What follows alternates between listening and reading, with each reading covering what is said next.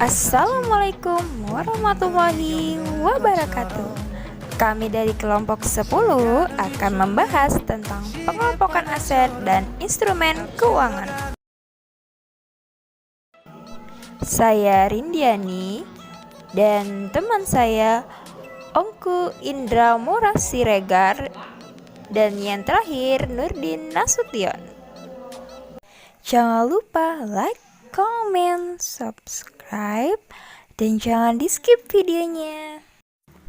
Aset atau aktiva adalah barang, thing, atau suatu barang, anything, yang memiliki nilai guna atau ekonomi, economic value, nilai komersial, commercial value, atau nilai tukar, exchange value, yang dimiliki oleh suatu badan usaha, instansi, atau perorangan. Aset dibagi menjadi 3, yaitu yang pertama berdasarkan konvertibilitas, adalah kemudahan suatu aset untuk dapat ditukarkan menjadi nilai tunai. Berdasarkan konvertibilitas, aset dibagi menjadi 2, yaitu aset lancar. Aset lancar adalah aset yang dapat dengan mudah dikonversikan menjadi kas dan setara kas.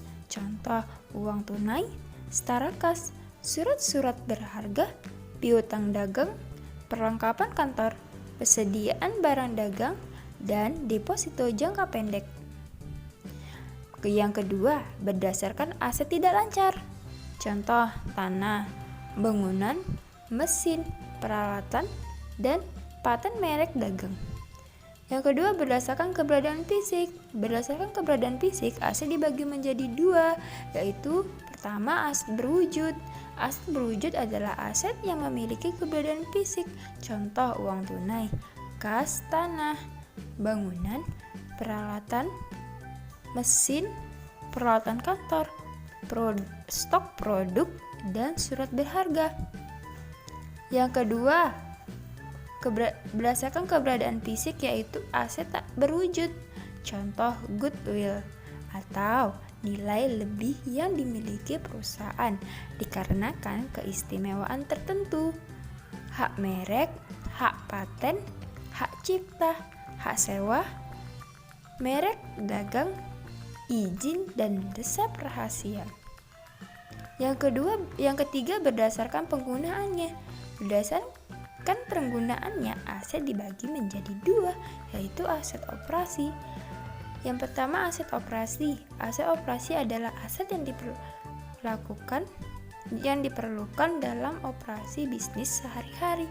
Dengan kata lain, aset operasi digunakan untuk menghasilkan pendapatan. Contoh, kas, persediaan, bangunan, mesin, peralatan, hak paten, hak cipta, dan goodwill. Berdasarkan penggunaannya, yang kedua, aset non-operasi.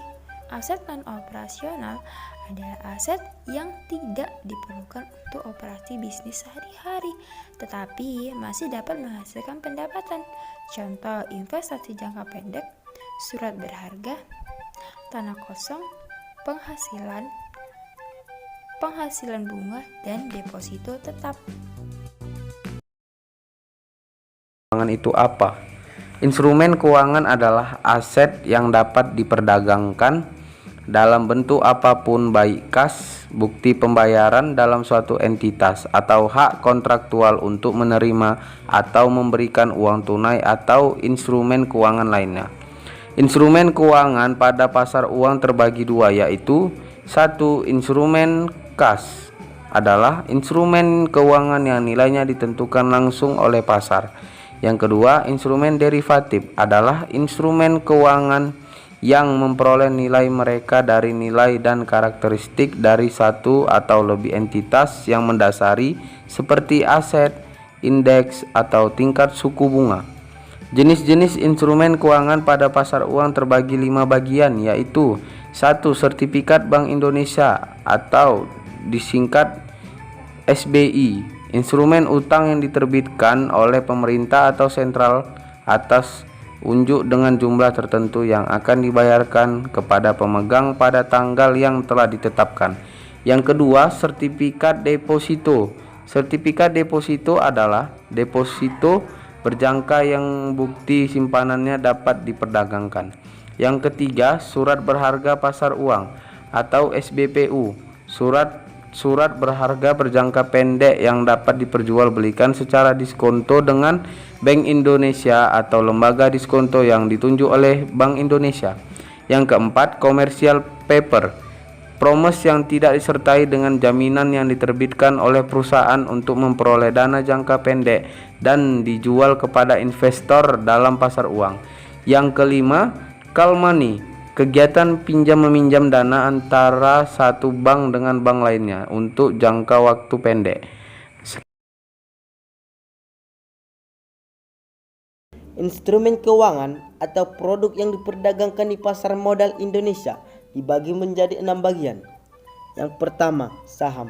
Saham merupakan surat berharga yang bersifat kepemilikan.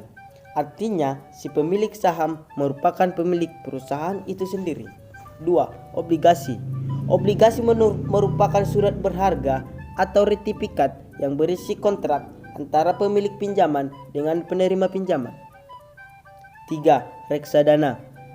Reksadana menurut Undang-Undang Nomor 8 Tahun 1995 tentang Pasar Modal Indonesia. Reksadana diartikan sebagai wadah yang dipergunakan untuk menghimpun dana dari masyarakat pemodal untuk selanjutnya diinvestasikan dalam bentuk portofolio efek. 4. Warrant. Efek yang diberikan suatu perusahaan kepada pemegangnya untuk membeli saham dari perusahaan tersebut berdasarkan harga dalam jangka waktu tertentu. 5. Right issue. Right issue merupakan hak harus dimiliki pemegang saham untuk membeli saham yang akan dikeluarkan perusahaan di mana perusahaan melakukan right issue. 6. Option.